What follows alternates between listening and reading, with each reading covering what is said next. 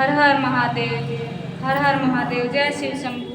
हे भोलेनाथ, हमारे पापों को दूर करिए और हमको शिव गुरु बना लीजिए। अब हम आपकी शरण में आए हैं और दया का दान दीजिए। और हम आपकी शरण में आए हैं, आपकी दया के बिना हमारा जीवन अधूरा है और हमारी नैया को पार लगाने वाला कोई नहीं है। हे शिव गुरु, अब हमको दया दीजिए, दया का दान दीजिए। और हम नन्हे मुन्ने बालक हैं, हमको कुछ भी नहीं मालूम है कि पूजा कैसे होती है और आपकी भक्ति कैसे होती है। हम तो लोग अबोध बालक हैं। हर हर महादेव। अचरा सदन यही सब कई लेवल है आप लोगन। अचरा पसारी दया मांगी हो, घर में जाए के बेरिया।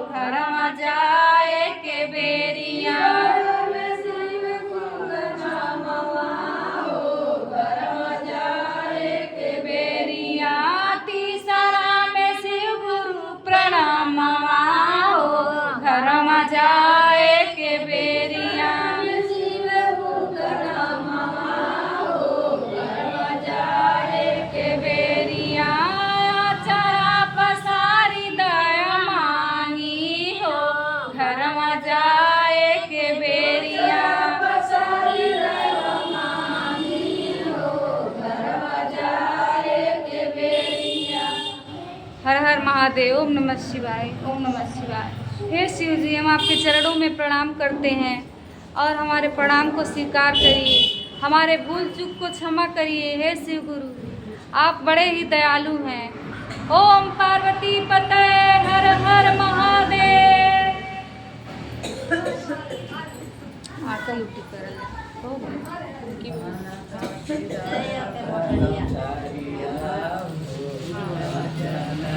के बेरिया बान्हताटी दाया के गठरिया हो, घरवा चलही के बेरिया बान्हताटी दाया के गठरिया हो, घरवा चलही के बेरिया बान्हताटी दाया के गठरिया हो, घरवा चलही के बेरिया